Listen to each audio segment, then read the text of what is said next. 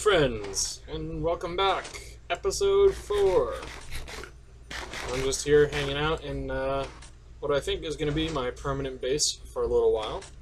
I have a storage room started up down here. This is in that big cave from episode 1 that I ended up showing you. I think it was episode 1, maybe episode 2. I don't really remember myself.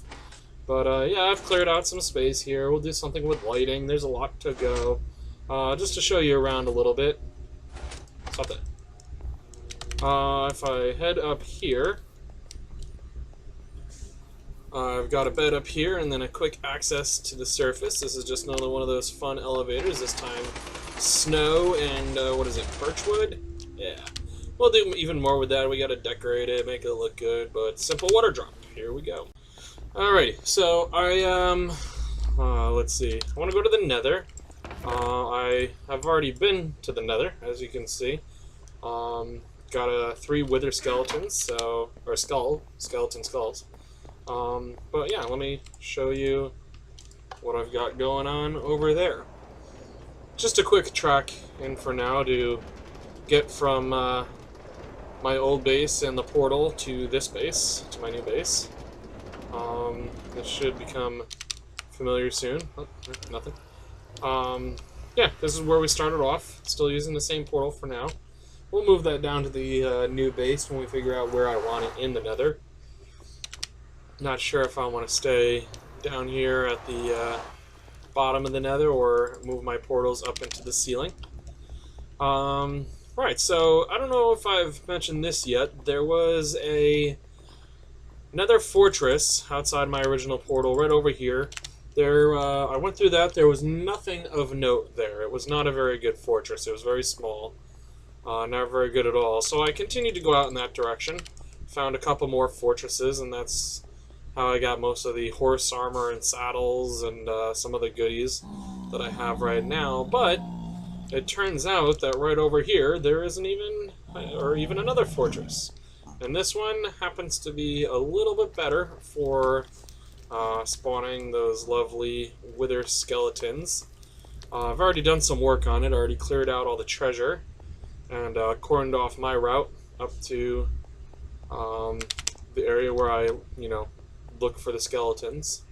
Let me just get up there and I'll show you around, and then I'm going to continue to build a little bit more and show you what I do to put these things together. And here we go. Alrighty, got a little base of operations, and I put an extra row of fences here. That way, in case I panic and there's some skeletons following me, they will not be able to get through that, and then I can just sit here and hit them without fear of being hurt. From my skeleton farm, which we went through in the last episode, I've been able to put together a pretty nice bow, Power 5, Infinity 1. And bows are pretty easy to repair if you have some sort of grinding machine, XP grinding machine. But anyway, so this is what I've done so far. This is all very high up in the air, and underneath us, it isn't entirely lava, but there is quite a lot down there. So that really limits the spawning for, pigmen outside of this fortress. Let's see. Where the dark nether brick is, that's where the actual bridge sections were. I've cut down the side of them, and I have pulled out the windows. There used to be fence posts here. If I go through here, you can see the fence post below it. That's just to make that a spawnable space. And from every bridge section, there are 3 blocks out that are also spawnable areas for the wither skeletons. Yeah, so I've just gone through, filled in a little bit. I think there's 1 or 2 blocks in the middle of these 2 sections here that are not, spawnable areas, but I figured it'd be easier for me to just make it one big flat area.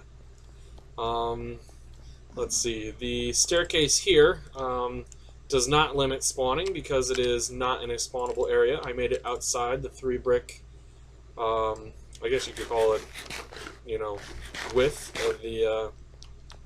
of the bridge sections. And yeah, I have more that I want to put on this farm, but for now it's been a pretty good start, and I've been just killing wither skeletons as I see them. I want to add these bridge sections over here as well, maybe even over here, and then out in that direction it continues a little bit as well. So let me get my stuff together here, and I will be right back with you. Alrighty, so got some skeletons right over here, and yeah, basically you just wait for them to spawn and you kill them. Now if you look up here, I put the fence up 2 blocks right there, and that's just to prevent any of these skeleton guys from coming down on top of me. Let me show you what I mean. I'm just going to lead this guy up to the upper section here. Coming? Alrighty. So let's say this guy spawns up here and I'm down here fighting something, right? He will not be able to get down on me here. But it still allows me to be able to get from the upper section down to the bottom section quickly. That's just in case I see one that I want to get to before it, despawns. But if I'm already down here, because the wither skeletons are 3 blocks tall, or more than 2 blocks at least, they will not be able to fall on my head and will politely wait up there for me to get to them. So now I would just come up here, find the guy, and do my thing. Bam. Taken care of. Alright, so this last section over here, I ran out of cobblestone the last time I was here, but I now have plenty. I'm going to get along on that. No need to make you guys watch it, but I will be right back with this all finished. And that's that. Alrighty, so I just finished this last piece over here, so hopefully this will start to spawn in our wither skeletons. But in the meantime, while I was working over on that bridge piece, I got a couple spawns here as well. So I'm going to tend to these guys and see if I can't get another one of them skeletons. I'm not using a looting sword right now. My looting swords are not that, I don't have a lot of them. Basically, I have, I believe, 2 of them right now, and I didn't want to waste them on the wither skeleton. So I'm using actually just a simple Smite 4 that I got. They're pretty much pretty much perfect for looking for these guys. Let's see if I can't catch them over the bridge. Oh, getting right up close, huh? Whatever. Oh, sweet. Alright, there we go. I'm gonna go get that, and I'll be right back. That's another benefit to working in the Nether, is that you get quite a lot of those tears while you're just sitting here working on your fort, and the gas surprise you and come out of nowhere, and if you're able to kill them over a flat surface, you have a chance of getting a tear, which is pretty nice. Alright, so what did I have next? Just walking around, showing you guys around.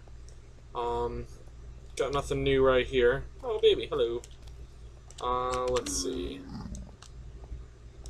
Yeah, so basically I just hang out here, walk around, see if I can... Oh, there's... Oh, wow, okay, here we go. Got a couple over here, and that's a skeleton in armor. So we're going to want to get rid of him. And here we go for these guys. Just coal. Next. Nothing. That's too bad. I have the fences so that I don't shoot the skeletons off, so that they don't walk off on their own. The cobblestone fences. Seems to help a little bit. Yeah, get away from that pigman, dude. I don't want to accidentally hit him. Sword. Lame. Ah, he ran away. Quick little thing here. I'm working on that bridge over there, which we get to around the side.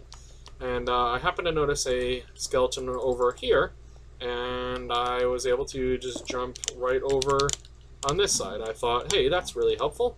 I'm gonna build my own bridge instead of being on this stupid stuff, which is very dangerous because a gas could shoot it out. So I'm going to do that, and I'll be right back. My pick, bro.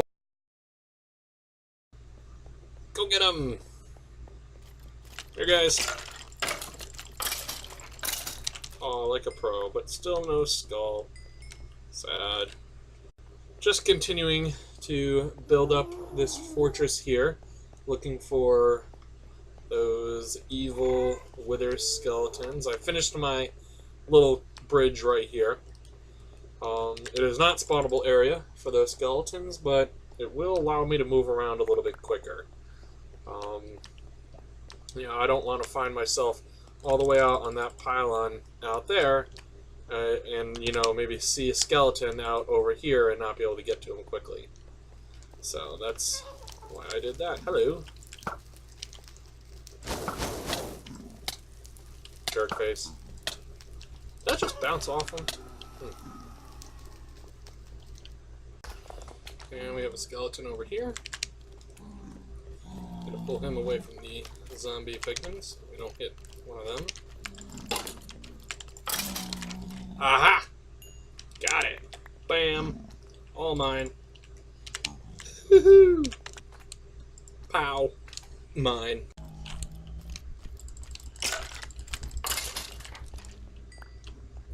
Still trying.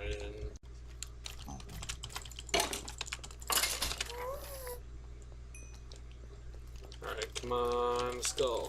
I need one more for a second wither. Darn. I continue to look.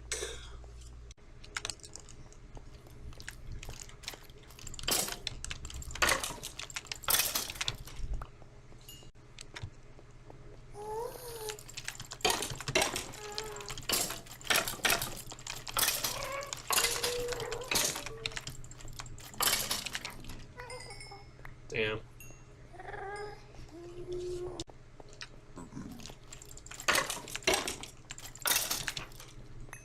Darn. Maybe a bow will do the trick.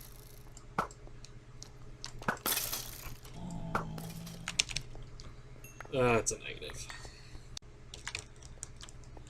Where are you going? Come on up here. Where it's nice and safe where your skull, when it drops, won't fall off. Darn. We got 4.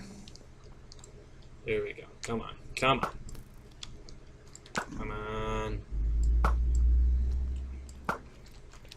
You want the sword, huh? Give me a skull. Give me a skull. No. No. No. No. Look at the size of that glowstone thing up there.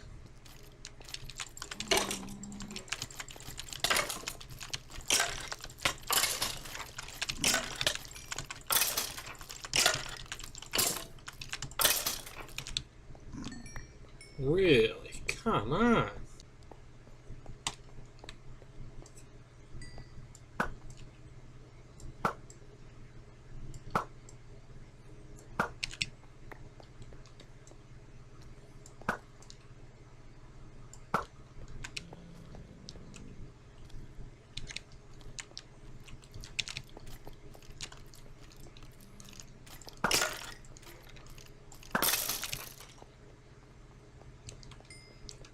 Still nothing.